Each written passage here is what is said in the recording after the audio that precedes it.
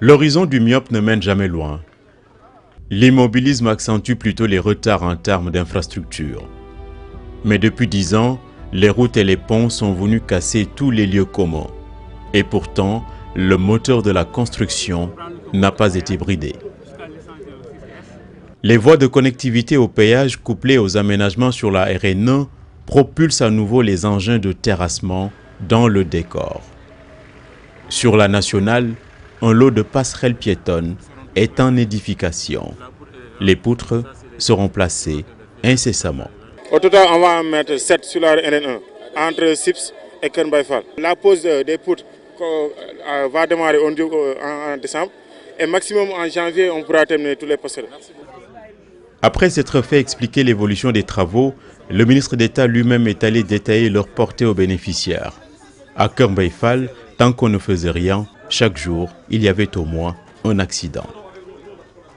Ce sera sans doute le plus grand service qui aura été rendu aux automobilistes depuis fort longtemps. En plus de changer le cours de l'histoire, la construction de la route de contournement de Rufisque va complètement noyer les embouteillages dans les eaux. Ça, c'est la route qu'on appelle la route de connectivité, c'est la route de la ZAC d'Ambao. Et c'est une voie qui va jusqu'à l'autoroute. Et de l'autoroute, on prend carrément l'essence de Rufisque Ouest de l'autoroute pour aller à Rufisque Est et sortir encore sur la RN1, qui permet de contourner carrément les difficultés de Rufisque. Combien de kilomètres? Donc, en tout et pour tout, on a 8 km pour le contournement. Les réalisations en cours valent bien qu'on lui barre la route afin de pousser la chansonnette.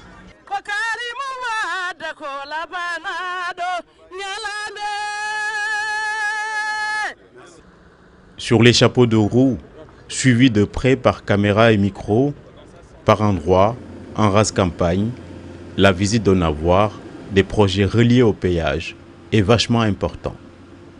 Au sommet de l'État, on a pris conscience du calvaire qu'engendre la traversée de Rufisque. Un des gros problèmes que nous avions dans la circulation au niveau de la région de Dakar, c'était le problème de Rufisque.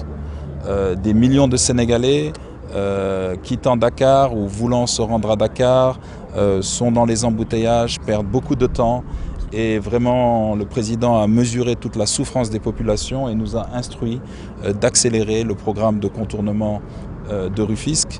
C'est un programme qui est conjointement mené par l'APIX et la Géroute puisque nous avons accéléré la construction de l'autoroute à péage et la construction des routes qui vont donc rejoindre l'autoroute à péage. Les travaux sont extrêmement satisfaisants. Vous avez vu qu'on est le week-end et les entreprises travaillent pour que ces ouvrages soient livrés dans les meilleurs délais. Nous nous sommes fixés comme objectif le 15 janvier. Le contournement de la ville n'est pas à prendre au premier degré. Les travaux s'accompagnent de grands travaux sur ces axes majeurs. Quand on dit contournement de Rufisque, ce n'est pas uniquement le contournement en tant que tel, autrement dit dépasser Rufisque par le nord, mais c'est un projet important qui prend en compte les axes routiers les plus importants de la ville de Rufisque, à savoir la route de Sococim que nous sommes en train de visiter, mais également les deux axes routiers extrêmement importants que sont Adamolo et Ousmane Sossé. On tire aussi des plans sur la comète à Sébi-Ponty où la principale voie d'accès se brode de bitume. Il s'agit en fait de renforcer la structure par de la grave bitume sur une épaisseur de 8 cm et suivi de l'aménagement d'accotement et de la signalisation verticale et horizontale.